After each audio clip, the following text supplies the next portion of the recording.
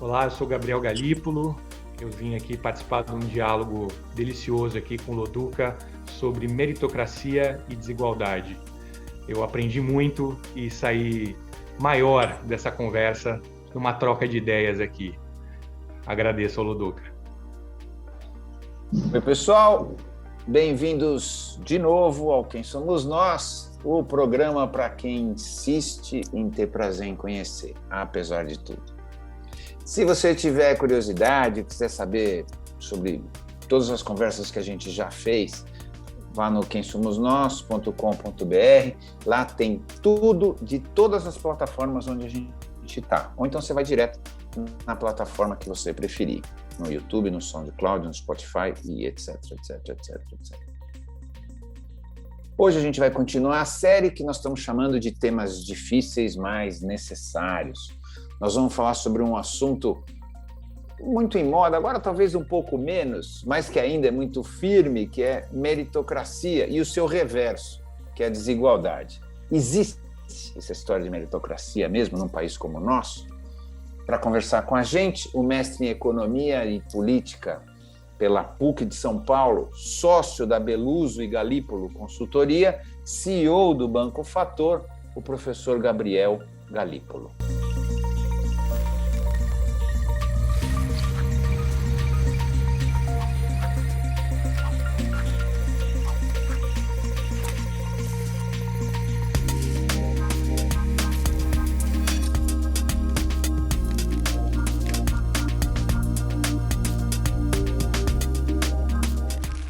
Quem é você?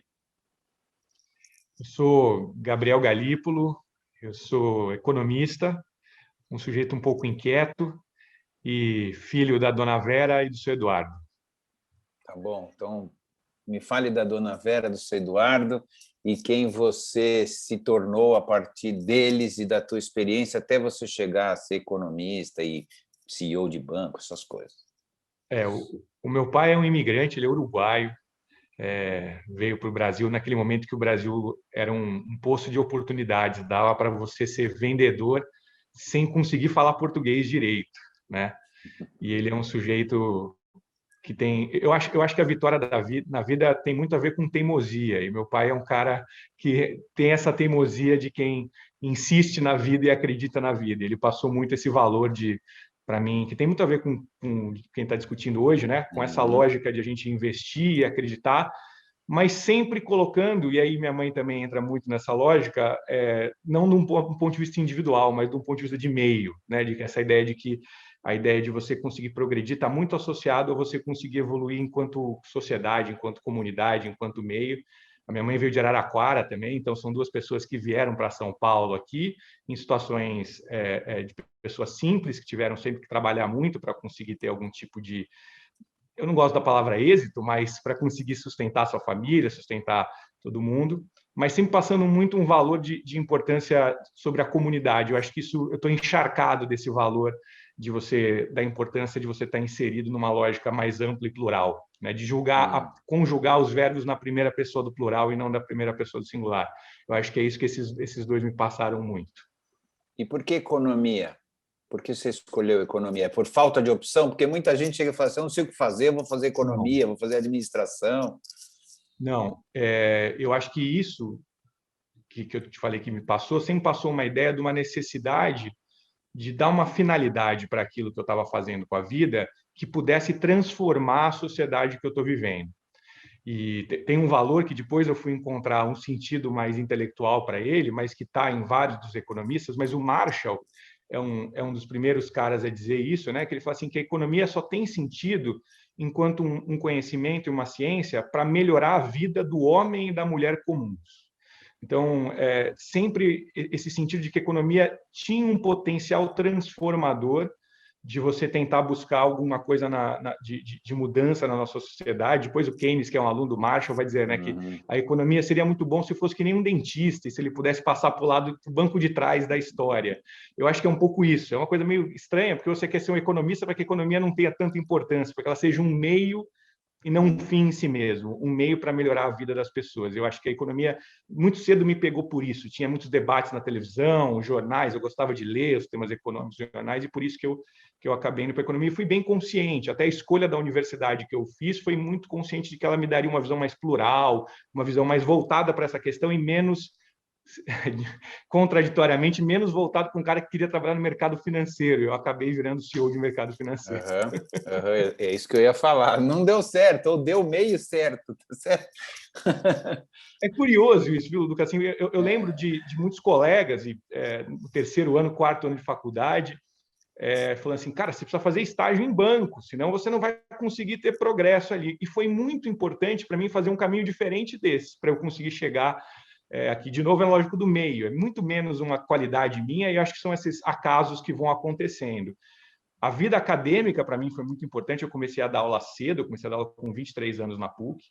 Era um caso engraçado, Luca, porque quando eu comecei a dar aula com 23 anos, durante as 2 primeiras semanas, os alunos sempre achavam que eu era um veterano dando trote, então ninguém me levava muito a sério. Na terceira semana, os caras falaram, melhor eu anotar o que esse cara está falando, que ele continua vindo, esse maluco, talvez vai cair na prova mesmo. Isso foi importante para me dar uma visão de mundo, mas especialmente depois de ter trabalhado em 2007, 2008 no governo. Eu trabalhei no governo do Estado de São Paulo 2 anos, e poucas coisas te dão tanta visão sobre como é que é a sociedade, as dificuldades que como existem o mundo ali funciona de verdade. Como o mundo funciona de verdade. Eu trabalhei também com governos, e etc., do ponto de vista de comunicação, né? E eu só entendi como as coisas funcionam de verdade a partir daí. Antes a gente tem uma ilusão absurda de como funciona o mundo. Exato. E muitas vezes, assim, o lado que eu estou agora, o mercado financeiro, tem um pouco desse verniz de mestres do universo. Quem está olhando para uma tela ali acha que entende tudo de como é que é o mundo e domina o mundo.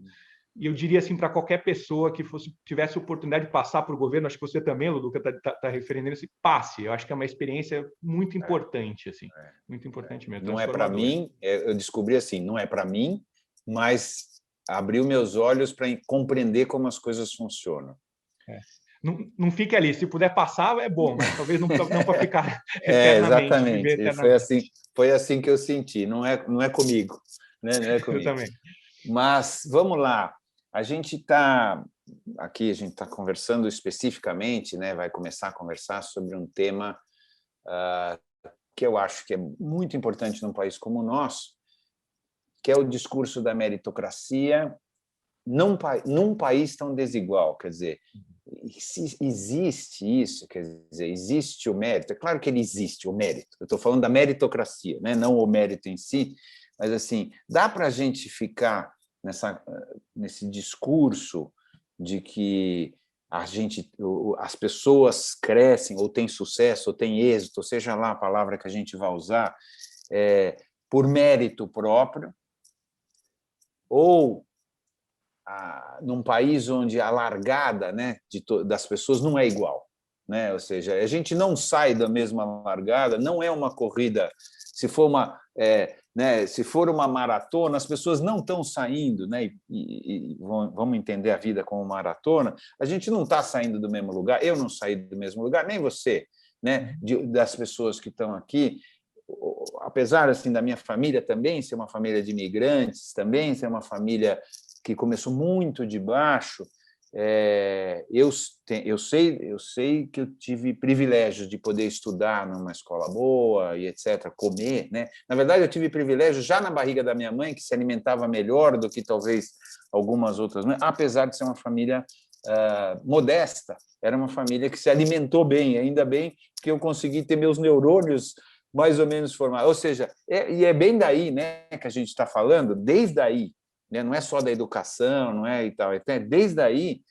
Então, assim, se a gente não sai da mesma linha, né, como é que a gente fala em meritocracia? Ou o que quer dizer isso? Né? Vamos lá, agora é seu. Eu acho que você colocou nos termos muito bons para eu conseguir pegar a bola aqui. Até o nome, né, do programa, acho que é muito bom essa lógica do quem somos nós, também na primeira pessoa do plural, ali, porque eu acredito, acho que como você está colocando ali também, que o meio exerce uma influência muito grande sobre a gente. A gente é muito subproduto do meio. E aí, quando a gente fala isso, você está falando da sua família, você está falando das possibilidades que você teve, que tem a ver também não só com o espaço, mas com o tempo também, né? Ou seja, em que momento da história você nasceu, como é que estavam as coisas acontecendo naquele momento. Você é muito subproduto disso. E aí tem uma coisa muito curiosa no mercado financeiro, Lucas, assim, eu nunca conheci alguém que ficou rico no mercado financeiro que diga que ficou rico por causa do meio. Todo mundo ficou rico porque é muito bom. Todo mundo ganha dinheiro porque é muito bom. E todo mundo que perdeu, perdeu por causa do meio. É uma coisa muito interessante como a pessoa cria essa narrativa para dizer eu ganhei, nós empatamos e vocês perderam, sabe? Então, assim, as vitórias são todas frutos das minhas qualidades e as derrotas são todas frutos desse meio, desse país difícil e tudo mais. Esta narrativa é muito perigosa. E aí eu acho que está se instaurando uma narrativa que está muito presente nesses coachings que existem hoje na internet, que vendem coisas e vendem possibilidades, que por trás da ideia do você pode, você consegue, vem junto à oposição dessa mensagem, quer dizer o seguinte: se você não conseguiu, a culpa é sua. Isso. Se você não está bem sucedido, é porque você não se esforçou o suficiente. E aí, por trás disso, vem uma ideia de você deve trabalhar de final de semana, não dormir. Eu já vi coachings, é revoltante, né?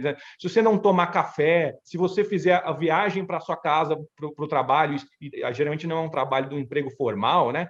A pé e não pagar a sua condução. Então, você vai criando uma lógica de que a pessoa não teve sucesso, não teve êxito, porque ela não se esforçou o suficiente.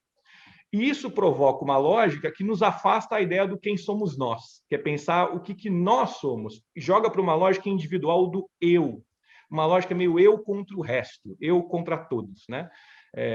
Salve-se quem puder, não é isso? Salve-se quem puder. Isso. Isso não quer dizer que o esforço é desnecessário, tá certo? É ao contrário. Tá? Então, o problema aí é que se agarra numa meia-verdade, é óbvio que o esforço é necessário para o êxito, sucesso. Né, Luca? Isso, ele é necessário, exatamente. Mas não é suficiente. Exatamente, assim, porque também o cuidado, tem gente que ouve isso que você está falando e fala assim, então é coisa de vagabundo, né? O cara não precisa se esforçar, então é o meio, quando sobe o mar eu subo também, ou seja, eu não preciso fazer nada, ou tá pregando que as pessoas... Não é isso, né? Eu só estou fazendo um parênteses claro, não é óbvio que o esforço é necessário, é óbvio que, usando o futebol, né? Se o cara treinar bastante, bater pênalti, ele vai bater melhor do que quem não treina. Não tem menor dúvida disso, né? Tá certo? A questão que eu acho que o que você está colocando a responsabilidade não é só essa. Você tem que fazer, essa é a parte que você tem que fazer. Agora, daí tem muitas outras coisas mais envolvidas nessa questão do sucesso, que não só essa, né? E talvez a gente esteja carregando a tinta nessa visão, porque eu acho que a outra visão, que é essa que você acabou de fazer o contraponto, está muito difundida hoje. Essa lógica de jogar a responsabilidade no indivíduo, no eu, ele está muito difundido. É lógico, perfeito, você falou. Se você não se esforçar, você não vai conseguir efetivamente nada. É verdade. Mas é importante você entender que sozinho, provavelmente, vai ser muito mais difícil se você não conseguir temperar esta ideia de que o meu esforço é importante, mas também que eu preciso transformar o meio, que existe uma coletividade. Você que gosta muito, né, tem um famoso filósofo que diz o eu que é nós, o nós que é eu, né, que é o Hegel, que numa tradução para a galera é o famoso é nós. Tem um é nós, tem um é nós. Esse é nós é muito importante, porque esta lógica que está sendo passada é uma lógica que não permite uma coesão. Eu acho que talvez a pandemia seja uma boa demonstração disso, de que como você tem que entender que viver em sociedade é aquilo que eu faço afeta os outros, aquilo que os outros fazem me afeta. Esse é um aprendizado em viver em sociedade que em economia vale muito, porque o meu gasto é a receita de alguém. E vice-versa. Então, existe uma interdependência, a ideia de crédito é o acreditar no outro, é uma ideia de interdependência das pessoas. E eu acho que o que a gente fez aqui foi jogar para uma lógica quase que exclusiva de pensar, está tudo na mão de um, está tudo na sua mão, tudo depende de você. Se você não conseguiu, é porque você não se esforçou o suficiente. Está vendo como eu consigo? E geralmente esse cara do eu consigo é um cara que está ganhando dinheiro em cima de você, vendendo essa ideia. Falando isso, claro. E tem uma crueldade do Canik que é terrível. Eu vejo caras falando para o cara que é um vendedor e não estou nenhuma coisa de demérito, não, pelo amor de Deus, é ao contrário, assim, Você que é vendedor de brigadeiro, você precisa se esforçar mais, trabalhar de final de semana, andar a pé. Você que é Uber, você que... E você joga uma responsabilidade em cima daquilo que não permite, muitas vezes, olhar o todo e entender quais foram as transformações estruturais que aconteceram nessa sociedade, que me colocaram nessa condição e que eu também preciso me esforçar, mas não para melhorar só a minha vida, melhorar a minha vida melhorando o meio que eu estou vivendo. Tem gente que coloca que isso é uma esperteza para manter as coisas como estão. Porque, ou seja, se eu jogo a responsabilidade na pessoa e não nas estruturas e na maneira que funciona o mundo, eu não preciso mudar o mundo, certo? Então, tem gente que coloca isso quase como uma intenção mesmo de manter as coisas como estão, as desigualdades, etc, etc. Como é que você vê isso? Eu acho que esse discurso ele é útil para uma lógica financeira. E aí acho que eu vou tentar pegar em 2 minutos aqui um pouquinho da questão da transformação estrutural. O que eu acho que ocorreu foi que você teve um deslocamento das empresas e junto com as empresas foram os empregos, especialmente ali para a região da Ásia, China, especialmente ali. E aí você criou uma oferta aqui enorme de mão de obra desempregada ou subempregada. Antigamente, quando a gente analisava o que era um empresário, o que o empresário quer, na verdade, ele tem dinheiro, ele compra várias coisas para depois vender o produto que ele produziu com aquelas coisas vendidas e ter mais dinheiro. Isso envolve você renunciar, abrir mão do capital que está na forma líquida, de dinheiro. Esse é seguro. E você comprar essas outras coisas envolve você ter uma insegurança se você vai conseguir voltar a vender aquilo ali. Então, o risco ficava com o empresário. Ainda que o empregado pudesse ser mandado embora se amanhã não tivesse a venda e não acontecesse a demanda, mas o risco de quem comprou as coisas, quem comprou e se endividou, estava com o empresário. Esta nova forma de organização, onde você diz que cada pessoa é um empresário de si mesmo e todo mundo pluga numa plataforma, olha que coisa fantástica que é a plataforma. A plataforma não corre o risco de demanda. O cara que abriu um restaurante e se pluga na plataforma, se não tiver demanda, quem alugou um lugar, contratou gente, comprou alimentos para produzir, foi o dono do restaurante. Então, este cara se coloca numa posição de empresário e assim vale para o motorista do aplicativo, assim vale para todas as outras coisas. No mercado financeiro vai existir isso para a gente autônomo. Né? O assunto do empreendedorismo, o espírito empreendedor. Né? Isso ficou útil para essas grandes empresas, que hoje, quando você vai lá na bolsa lá fora, são as empresas que mais valem, são essas grandes plataformas que falam assim, olha, a demanda é minha, esse cara cercou e falou assim, você quer ter acesso ao cliente, você precisa entrar na minha plataforma. Mas quem contrata, quem fica com os riscos de pagar imposto, quem fica com os riscos do trabalhista, quem fica com o risco de contratar coisa, foi você, produtor direto.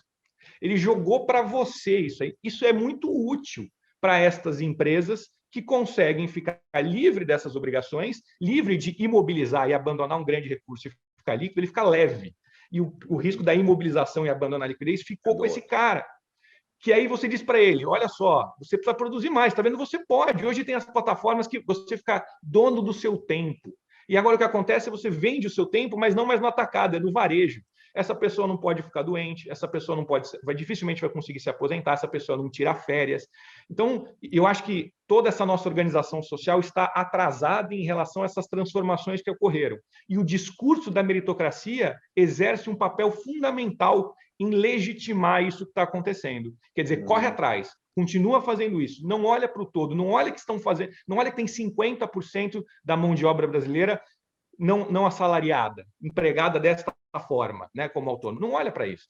Continua investindo no que você está fazendo, que você vai vencer os outros, desde que você trabalhe mais do que os outros. Então, assim, o final dessa história é horroroso, assim, né? Se a gente continuar, porque os direitos trabalhistas foram embora, que é visto como um empecilho, né? Hoje, direito trabalhista é um empecilho para o lucro ou para as empresas e tal, é visto como algo atrasado, as pessoas terem direitos.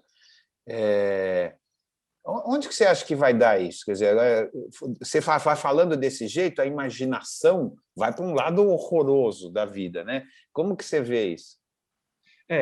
Eu realmente fico preocupado, assim como você, porque o que vai acontecer... Vamos pegar o caso da reforma da Previdência, que a gente discutiu qual é o tamanho da economia que vai ser gerada com a reforma da Previdência. Então, falando dessas pessoas que são autônomos ou até precarizados mesmo, essas pessoas dificilmente vão conseguir contribuir com a Previdência. Quando essas pessoas ficarem mais velhas e chegarem numa idade que elas não conseguem mais trabalhar, o que nós vamos fazer com essa pessoa? Ou seja, a gente vai ignorar que o fato de viver em sociedade, a gente fez um pacto entre nós de um cuidar do outro na doença, na velhice, na educação. É isso que implica viver em sociedade. Então, esta conta, na minha visão, vai voltar. Vai voltar. A gente está achando que a gente está fazendo uma economia porque não tem mais essas obrigações de pagar, mas essas pessoas que não estão conseguindo contribuir vão ficar mais velhas e você vai precisar cuidar delas ou vão ficar doentes. Vai voltar para o Estado isso. Aí eu acho que é muito importante a gente voltar para aquele tipo de conscientização de que a gente precisa ter uma reforma sobre o que é o cuidado social, o cuidado das pessoas. E aí eu acho que é muito curioso, um dia me contaram, Lucas, assim, que, por exemplo, para tentar fazer um tipo de organização para mobilizar as pessoas que são entregadores nos aplicativos de entrega. O entregador que faz a entrega de moto, ele não consegue se identificar com o cara da bicicleta, porque ele fala, eu sou um empreendedor diferente. Eu sou um empreendedor num outro nível. Eu acho que a meritocracia ela provoca esse discurso que gera essa corrosão que não permite você ter um pacto progressista, heterogêneo, que junta pessoas de linhas diferentes de pensamento, mas fala assim, gente, a gente precisa organizar esse negócio aqui, porque senão vai dar isso que você está falando, Luca, vai caminhar para um processo ruim. Quem me dá uma certa esperança em cima disso são os movimentos que a gente vê acontecer ultra recentes nos Estados Unidos e na Europa agora. O plano do Biden, por exemplo, ou o que está acontecendo na Europa com o Next Generation, que é essa ideia, que imagina a transformação que vai ser do ponto de vista ético do nosso sistema. Se você pensar num programa de renda básica de subsistência para qualquer pessoa, né? E que você vai passar a ideia de que você pode dar dinheiro para uma pessoa que não está trabalhando, ela recebe dinheiro sem trabalhar. É o oposto desta lógica que a gente está falando aqui sobre a meritocracia. Mas é uma coisa que no mercado financeiro já existe, porque assim, de 2008 para cá, os bancos centrais deram 25 trilhões de dólares para o sistema financeiro para não deixar os ativos despencarem. Quando a gente fala que tem que dar para a renda mínima, não, aí não pode. Aí gera um problema, porque afeta uma ética que vai contra esta lógica da meritocracia de que você é um sujeito livre, mas você é livre porque você é desprovido de meios para garantir a sua própria subsistência. Veja a liberdade que as pessoas têm, esse empreendedor hoje. Ou ele tem que ficar na casa dele e não ter renda para se proteger da pandemia, ou ele tem que tentar ir atrás de renda e correr o risco de um vírus que é potencialmente letal. Que liberdade é essa dessas duas escolhas? Essa é uma liberdade de verdade, essa é uma liberdade negativa. É uma liberdade de ausência de coisa, não liberdade afirmativa. Então, eu acho que essa transformação passa muito por essa conscientização que programas como esse seu tentam levar para as pessoas. Assim, eu acho que passa por a gente trazer para a consciência. Então, mas a ideia da renda mínima, que não é nova, né, na verdade, mas que agora está ficando uma discussão mais séria, vamos chamar assim, né, porque antes era uma coisa esquisita, coitado do Suplicy até foi ridicularizado muitas vezes, né, por falar nisso, até por insistir demais e tal, não só ele, mas ele, eu estou usando como um ícone, né, fica a ideia um pouco de, mas vou dar dinheiro para vagabundo, né? Que foi mais ou menos o contraponto da renda mínima. Pô, o cara não trabalha e vai ganhar grana, que história é essa? Né? Porque tem essa, vou chamar de ética calvinista, mas não é bem isso, mas é um pouco mais complexo que isso, que é assim, só vale se você trabalhar e tal. A questão não é que o cara não quer trabalhar, né? Que eu acho que essa que é a questão maior, não é? Porque falar, isso vai estimular, não tem que dar o peixe, tem que dar a vara. Como é que você enxerga esse contra-argumento para a renda mínima e tal? Você sabe que tem um texto, o Keynes é um economista que eu gosto muito, e tem um texto que chama As Possibilidades Econômicas dos Nossos Netos. E ele escreveu em 1930, Luluca. E ele falava o seguinte, o desenvolvimento da tecnologia vai ser tamanha que vai acabar com o problema da escassez, vai aumentar muito a produção e a produtividade. E quando chegar daqui 100 anos, 2030, está batendo aí na porta, o grande problema vai ser conseguir dar trabalho para todo mundo, porque vai surgir um negócio que vocês não conhecem ainda, que ele chama de desemprego tecnológico. Porque você vai reduzir tanto a necessidade de esforço humano para produzir, que você não vai precisar empregar todo mundo. Ele fala que o problema vai ser espalhar o emprego como quem espalha uma manteiga numa torrada, para ele ficar mais uniforme entre as pessoas. E aí ele dizia que as pessoas iam trabalhar 3 horas por dia só, 15 horas por semana, e o resto eles iam ter tempo para curtir a vida e tudo mais. E as pessoas que têm essa fixação por ganhar dinheiro e acumular, iam ser tratados como deveriam. Ele fala que é uma psicopatia, ele dizia que era uma doença, o Keynes dizia. Isso não aconteceu por um problema distributivo, não por um problema de produção. Está muito claro que a gente tem que estimular a produção, tem que estimular o desenvolvimento, e acho que as pessoas têm isso dentro delas. O que eu não acho que ninguém concorda, não importa a sua matiz ideológica ou política, é que a gente possa estar num ano de 2021, quando em 2012, se você somasse todas as calorias que foram produzidas pela agricultura no mundo, dava para alimentar o mundo mais 1,5 bilhão de pessoas. Aí a gente fala que o Brasil, em 2021, 125 milhões de pessoas estão em insegurança alimentar. É razoável isso? Não é razoável. A gente imaginar que você tenha 2.000 e poucas pessoas que são bilionários e tem 2 bilhões e 300 milhões de pessoas que não têm acesso a saneamento básico e que existem milhares de crianças que morrem por diarreia, por ausência de saneamento básico. É razoável isso? Eu acho que ninguém vai concordar que isso é razoável. Então, ninguém está falando, e olha que o programa do Biden está dando $1.400 para cada pessoa que ganha até $75 mil. Mas a gente está falando de garantir uma renda mínima de subsistência. Não é mais ok que em 2021 existam pessoas que não tenham acesso a saneamento ou alimento. Isso não é razoável para o nível de desenvolvimento que a sociedade chegou. Está falando simplesmente de afastar isto. A gente não pode fazer com que a pessoa esteja presa nesse limite que é, se eu não sair para trabalhar, eu vou morrer de fome. E se eu sair para trabalhar, eu vou morrer por causa de uma pandemia. É isso que não é possível. E não é só na pandemia, é em qualquer circunstância. Então, o que a gente está dizendo é garantir que, naquela sua linha da maratona, pelo menos é um esporte que vai ter uma competição entre o primeiro e o último, mas ninguém quer assistir um esporte que o último pode morrer. Se você quer assistir um esporte que quem chegou por último corre um risco de vida, aí é o caso do Keynes. Você precisa fazer análise, é algum tipo de psicopatia. É um problema patológico. Então, mas vou usar o outro lado, tá? Independente do que eu acredito, mas é assim. Mas esses caras que são bilionários mereceram ser bilionários, pelo menos é assim que é colocado, tá certo?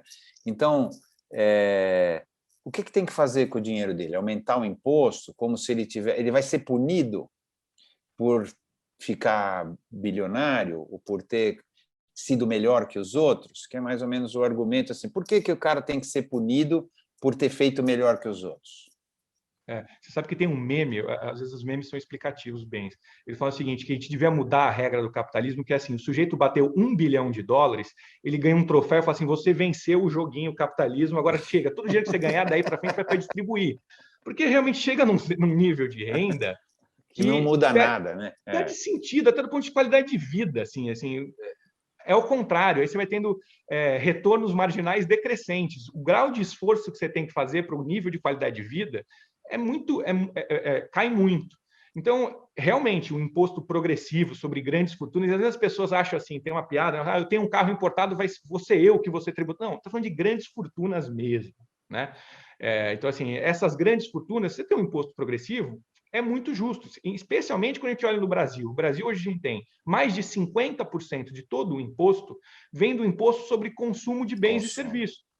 O que implica que eu tributo de maneira igual os desiguais. Todo mundo paga o mesmo tributo numa geladeira ou num saco de arroz.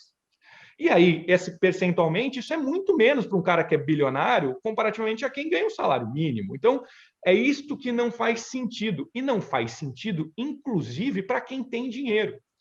Eu, lá em março, logo quando começou a pandemia do ano passado, eu falei, olha, desta vez é muito mais importante do que dar um socorro aos bancos, que se dê uns passe por cima dos bancos e das empresas e dê o socorro para as pessoas. Porque se você jogar o dinheiro no banco, o dinheiro vai ficar empossado. Ninguém vai emprestar para uma empresa que não tem uma perspectiva de demanda. E nenhuma empresa vai contratar gente que não tem perspectiva de vender. Agora, se eu entregar o dinheiro para as pessoas e as pessoas consumirem, as empresas vão vender, vão estar mais saudáveis e eu vou conseguir emprestar para ela. É, de novo, um eu que é nós. Eu preciso entender que eu estou integrado numa lógica. Se afundar, afunda todo mundo junto. Então, eu acho que é importante, não é só... E aí, acho que tem a ver com a meritocracia. Às vezes, a pessoa que recebe... Eu conversei muitas vezes com o pessoal de comunidades, assim, dizer o seguinte, eu tenho vergonha de receber esse ajuda do auxílio do governo, por causa da lógica da meritocracia. É importante a gente passar uma mensagem de que isto não é só uma questão do ponto de vista moral e ético que deve ser feito porque não é razoável alguém passar dificuldade com fome em 2021. ela é também funcional do ponto de vista econômico. A distribuição de renda, ela gera um processo de aumento de consumo, porque você tirou de um cara que estava poupando para alguém que vai consumir, que vai devolver a renda para a circulação e vai ativar a economia. Então, ela é funcional do ponto de vista econômico, ela é importante do ponto de vista econômico. Então, acho que isso retira um pouquinho para ficar só numa lógica, tipo, eu não estou ligando para os outros, eu só penso em mim, eu quero... Não, você precisa pensar dos outros, porque os outros são os consumidores do seu produto. Se não tiver consumidor do seu produto, você não vai vender e não vai ter renda. Bom, meio Ford, né? O que o Ford falava lá. Mas, Exato. assim, por que isso não funciona? Quer dizer, por que ele não acontece? Porque é uma lógica quase... muito simples essa lógica, tá certo? Se as pessoas têm mais dinheiro, elas consomem mais e, portanto, todo mundo ganha mais dinheiro, inclusive quem tem mais dinheiro, que faz os produtos. Quer dizer, não é muito complexo, tá certo? Qual é a dificuldade de se fazer isso de verdade? Eu acho que tem muito a ver com o que você falou no início. Acho que a gente tem toda uma racionalidade, uma lógica que está voltado para a coisa do indivíduo, do eu, do empreendedor enquanto eu. Então, vamos pegar a metáfora que se usa sempre, né? É a metáfora da economia do indivíduo, da família. Então, porque realmente ele é um contrassenso. Você está dizendo para a pessoa que aquilo que te deixa pobre enquanto indivíduo pode deixar rico enquanto sociedade. Ou seja, gastar para você é uma coisa que, se você gastar sozinho, te deixa pobre. Mas, então você fala, eu devo poupar. Mas se todo mundo poupar enquanto coletividade, a demanda vai cair de todo mundo. Você conhece alguém que contrata mais gente ou aumenta o número de máquinas que ele tem quando a demanda está caindo agregada? Ninguém. Aí esse cara vai contratar menos gente, vai cair ainda mais a renda e eu entro numa espiral negativa. Então tem um contrassenso aí, que é aquilo que aparece como lógico e evidente para mim do ponto de vista individual, não é a mesma lógica do ponto de vista macro, do ponto de vista total, porque do ponto de vista total, se todo mundo decidir poupar, ferrou. E isso é muito importante até para fins de mercado financeiro.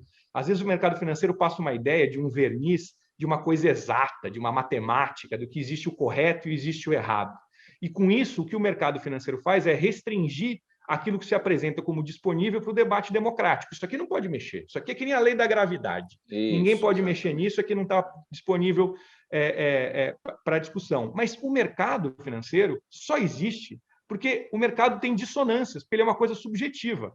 Para sair uma operação no mercado financeiro, alguém precisa olhar para um ativo e falar, esse ativo vai subir. E o outro fala, esse ativo vai cair, porque um precisa vender e o outro comprar.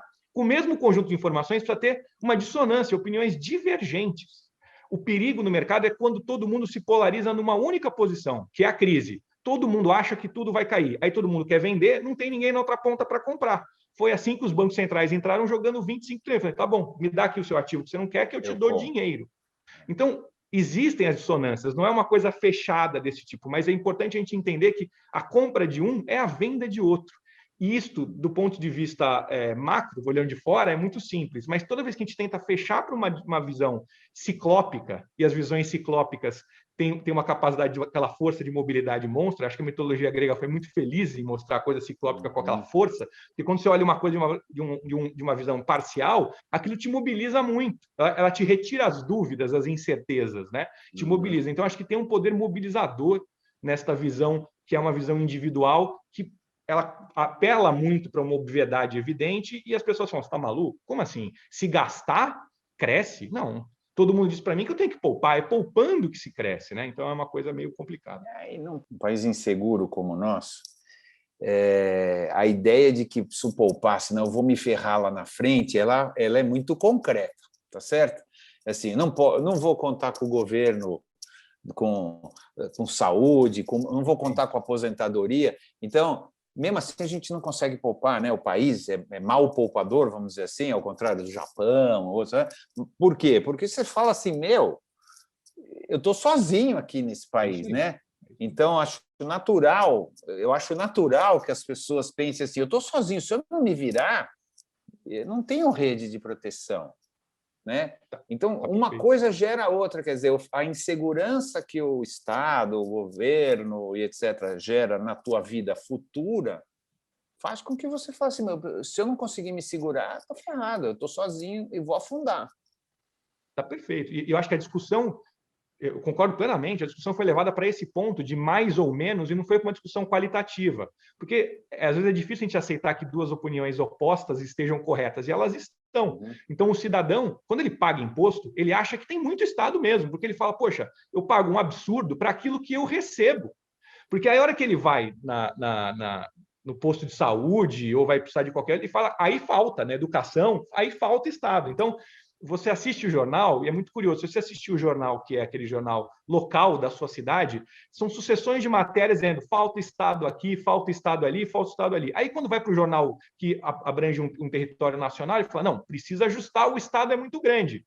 São as duas coisas. O Estado onera demais do ponto de vista de cobrar e dá pouco na hora de entregar. Por quê? Porque a gente tem uma estrutura tributária que cobra dos mais pobres e uma estrutura de dispêndio que reverte para os mais ricos, seja com isenções fiscais, que a gente conhece, que são sempre aqueles mesmos grupos, ou seja até com pagamento da dívida mobiliária, com juros que a gente paga altos para isso ainda, apesar dos juros de curto prazo tá baixo, o de longo está alto. Pessoal, quem está agora...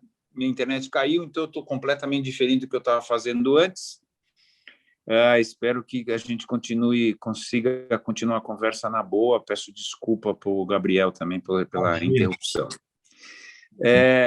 Eu lembro que eu tinha falado uma coisa que eu achei importante, é que nesse país que a gente vive, onde a gente é super inseguro em relação aos serviços do Estado, está certo a gente tentar se cobrir para o futuro, já que o Estado não garante o nosso futuro. E você falou uma coisa que eu acho interessante, quem diz que tem pouco Estado está certo, quem diz que tem muito Estado também está certo, dependendo de como você olha, muito Estado no sentido de impostos e etc, etc. Ao mesmo tempo, o Estado não está lá na hora que a gente precisa. Essa é uma discussão interessante, porque as pessoas falam assim... Bom, precisamos enxugar o Estado, o Estado é ineficiente, o Estado está errado e tal. Como que você olha isso, ao mesmo tempo que falta Estado nas periferias, falta Estado nas cidades, falta Estado quando as pessoas se aposentam? Como que como lidar com esse assunto? Eu acho que é uma discussão que a gente tem que tentar sair da lógica quantitativa e ir para a lógica qualitativa. O problema não é o tamanho do Estado, né? O problema é quem paga para financiar o Estado e quem se beneficia com a despesa do Estado. Essa deveria ser a verdadeira pergunta que a gente quer fazer. Da onde vem o dinheiro e para onde ele vai? Eu acho que essa era a questão que a gente devia fazer. Mas, tocando aqui no tema central nosso, eu acho que esse discurso da meritocracia, ele afasta esse problema, porque ele é quase uma narrativa que está presente desde os filmes de cowboy, porque é uma coisa daquele cara contra a sociedade, sabe? Aquele cara que, tipo, eu não aderia a isso, eu sou um incivilizado no sentido que a sociedade é uma coisa injusta, que se opõe contra mim e eu preciso vencer ela para conseguir vencer na vida. Esta lógica, que é uma narrativa que tem um apelo monstruoso e que a meritocracia pega, assim, você tem que ir lá e se esforçar, porque você vai vencer contra tudo e contra todos. É liberal. Afasta esta lógica. É bem liberal, assim, ser um liberal extremo, né? Assim, cada um por si e eu consigo e etc. Exato. Que é uma coisa quase incivilizada, né? De não entender o que é viver em sociedade, que é um pacto entre nós aqui, de assim, nós vamos nos cuidar nesses momentos extremos, né? Seja do ponto de vista de segurança, seja do ponto de vista de educação, seja na saúde, seja o que for, para que a gente consiga ter uma qualidade de vida melhor todos nós juntos, né? Essa é uma lógica de viver em sociedade. Mas quando você fala isso, você fala negócio do cowboy, é um negócio interessante. É machista, é uma lógica machista também, não é? No sentido bem do cowboy mesmo, né? Eu vou, eu mato, eu atiro, eu vivo à margem da sociedade, a sociedade é um empecilho para a minha realização e não... E eu acho que pega os dois extremos, Duca, porque o pessoal também do outro lado, vamos pegar da direita como liberal ou da esquerda também vai dizer o seguinte, essa sociedade é injusta mesmo, eu preciso me revoltar contra essa sociedade. Então, existe uma ideia que são extremos que no final acabam se aproximando. O que você deveria tentar ser, como é que eu reformo essa sociedade para ela ser mais justa? Como é que eu mudo ela do ponto de vista qualitativo? Né? Não me levantar completamente contra isso. Ou seja, vamos dar um exemplo prático que a gente viveu aqui. Se a política está funcionando mal, está com vícios, está com problema, jogar fora a política não é a solução é reformar a política para que ela seja mais bem feita, né? Então, a gente vai resolver a coisa, vai ser nessas convenções sociais mesmo, né? Mas eu acho que essa narrativa que a meritocracia pega e essa ideia de que agora todo mundo é empresário de si mesmo, né? E todo mundo é uma celebridade de si mesmo, né? As redes sociais, com essa coisa, eu sou uma celebridade de si mesmo, eu tenho sincofantas aqui que circulam em torno de mim e vão me validando aqui no meio. Esta lógica de um culto à celebridade, de você ser o centro de tudo, né? E não você enquanto parte de alguma coisa, eu acho que isso pegou muito forte nos dias de hoje. E que eu acho que é um subproduto disso que a gente está vivenciando aqui hoje em dia. Mas isso é um esgarçamento da ideia de sociedade absurda a continuar, então estou com medo. Vou falar assim, eu fico com medo. Às vezes eu falo aqui no programa, ainda bem que eu vou morrer antes, porque eu não sei se eu quero viver nesse mundo projetado assim dessa maneira. Talvez não seja o mundo que eu gostaria de viver, né? Porque e é uma coisa também interessante que é a destruição da sociedade, a destruição das nossas convenções parece ser uma coisa revolucionária hoje, quando a destruição é sempre uma coisa dolorosa demais. Então, e já existiu essa questão lá atrás, e era mais da esquerda mesmo, quer dizer, temos que destruir as estruturas para reconstruir novas. A ideia de destruição, ela me deixa um pouco assim, quando a gente pega na história, ok, surgiram coisas novas, mas o mal e a dor que causa para quem estava lá, que é o que interessa para quem está nesse momento, é absurdo. Então, você falou uma coisa que é legal, assim, existem quase que dois opostos, achando que destruir é para renascer, aquele blá, blá, blá e tal, que hoje, para mim, acho que mais velho, não faz menor sentido, mas quando você é mais jovem, você acha que funciona isso, né? Exato. Você fala, não, tá certo, vamos destruir e fazer tudo de novo. Não, e você vê nessa pauta que existe, inclusive, da esquerda, que você gera segregações e fragmentações em mini grupos sociais ali, que geram esta lógica que você falou, a palavra que você falou, desconstruir, destruição é importante, que ele faz, você, para vir ser aceito, você precisa se desconstruir, você precisa se destruir. E esta lógica da fragmentação, ela impossibilita um nós amplo, um nós de uma grande frente progressista que vai juntar coisas heterogêneas e a gente entender que a gente se refunda. A gente abandona nesse momento, enquanto ser cidadão, é abandonar suas particularidades e ver o que é o geral, né? O que é o bem geral, né? É isso que eu acho que você acaba extremando nos dois lados, seja por um liberalismo completo, ou seja por um sectarismo que você vai criando pautas específicas de microgrupos ali, que você não viabiliza uma coisa mais geral. E aí o que eu acho que eu me ressinto, está perfeito na tua fala, está claro, eu acho que falta uma pauta progressista, literalmente progressista, que olha para frente. Quando eu olho hoje, muitas vezes, as duas promessas que existem nos campos políticos são promessas de devolver você para o passado, né? Se eu pegar, vamos usar lá fora, a pauta do Trump, né? Let's make America great again. É uma ideia de dado que o futuro é incerto, eu te prometo o conhecido, que é o passado. Mas tem um problema do tempo histórico. O tempo histórico só anda para frente. É o famoso a salsicha não volta a virar porco. Então, eu acho que falta uma pauta que seja uma pauta progressista, por exemplo, que se oponha à globalização, mas não querendo voltar para um nacionalismo protecionista fechado em oposição ao mundo. Eu não tenho nenhum desejo de que o Brasil prospere para que outras pessoas passem fome em outro país. Eu acho que a gente precisa pensar, e eu sei que é uma utopia da minha parte, mas a gente precisa pensar numa lógica que consiga resolver um problema, que é as democracias são nacionais, mas as economias hoje são globais. Hoje as empresas detêm nações, elas determinam os movimentos para as nações, mas os espaços democráticos estão reféns, porque eles são nacionais. A gente precisa começar a criar regras de convívio que são globais. Ou seja, não é legal você tem que ter condições mínimas de subsistência, condições mínimas de uma legislação trabalhista, condições mínimas de combater lavagem de dinheiro, para você participar desse jogo que é um mundo civilizado. É uma utopia que, eu estou citando muito ele, mas estava no Keynes, no imediato pós-guerra ali, né, em 1945, 46 ali, e que não venceu. Mas eu acho que a gente precisa resgatar uma pauta progressista que consiga ter uma inclusão de um nós bem grande mesmo, entendeu? Mas o caminho, as coisas não estão caminhando para isso, né? Não vamos, assim, isso é um desejo, tá certo? Você está chamando de utopia mesmo, é um É uma desejo. utopia. Então, mas as coisas estão caminhando para o outro lado, né? Como que você vê, então, este futuro? Mais realista e não desejo, não a sua vontade, não como você acha que deveria ser, mas para onde você acha que a gente está indo? Sabe que tem uma frase que é do Adorno, né, que ele diz o seguinte, que meia-noite também é 0 horas, ele fala. Né? Ou seja, a hora mais escura é a hora que você vai começar também a nascer o dia ali. Eu acho que realmente a gente, se você me perguntasse isso há 6 meses atrás, eu ia só passar uma mensagem negativa. Mas hoje eu vejo um pouco dessa discussão que está tendo na Europa, nos Estados Unidos, pode ser uma visão um pouco cândida, mas eu fico um pouco mais otimista. Até pela questão da utilidade do ponto de vista econômico. A discussão da renda básica na Europa começou com esse problema de falar assim, nós precisamos fazer o reshore, eu preciso trazer as indústrias de volta para cá. Como que eu vou trazer? Vou trazer com a indústria 4.0, que é o máximo de tecnologia. Eu tenho lá as dark factories, não precisa ninguém, não precisa nem ter luz, porque não tem gente. Ele falou, bom, mas aí eu vou trazer, mas quem vai consumir se não tem salário?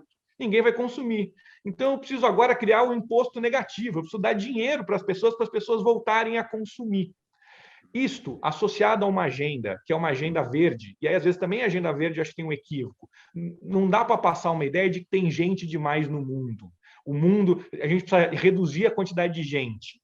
Eu também acho que precisa tomar cuidado com isso, mas não é esse o tema. O tema é o que a gente produz. O tema é, quando eu tenho 2 bilhões e 300 milhões de pessoas sem acesso a saneamento, seria muito bom que você produzisse mais saneamento para as pessoas. E aí, quando eu vejo a agenda do Biden, que está olhando para uma infraestrutura verde, eu gosto dessa ideia, eu vejo isso como um lado positivo. Então, essa liderança que está se tentando surgir nesse mundo aí ocidental, vamos dizer assim, e a China tem o seu caminho bem sucedido, exitoso, mas que eu também acho, não só aquele que compra tudo, acho que tem reformas importantes a serem feitas só do ponto de liberdades individuais e preocupações com o meio ambiente, a gente que vai construir.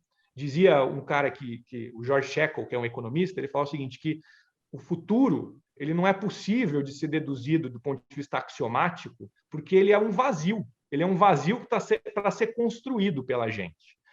Isso é desesperador, esse vazio, porque a gente não consegue prever ele, né? A gente não consegue criar determinações lógicas para saber o que vai acontecer. Mas, ao mesmo tempo, ele dá uma esperança. Quer dizer o seguinte, ele está aí para ser construído, depende da gente. A gente não é só passageiro, a gente é alguém que está construindo isso. Então, acho que passa muito por esses processos de conscientização para que a gente consiga evoluir para uma democracia que seja mais ampla, que consiga entrar na vida econômica e consiga derrubar um pouquinho as barreiras. Mas, ao mesmo tempo, o futuro é construído pelo passado, né? Ou seja, é construído pelo que a gente fez também, né? A gente não consegue se livrar assim, né? Falar, que legal, agora vamos construir um novo futuro, passa a régua, à meia-noite e à 0 hora, né? A 0 hora carrega a meia-noite também, né? Ela não vem limpinha, né? Então, é nesse sentido assim que eu entendo perfeitamente, inclusive é super difícil sobreviver se você não acreditar nisso, tá certo? Se a gente não acreditar que é possível ser melhor do que é, senão para que tá aqui? Mas não dá para ignorar, né? O dia inteiro que aconteceu antes, né? Não dá para ignorar o país injusto, não dá para ignorar a escravidão, não dá para ignorar um monte de coisa que nos determina como país, né?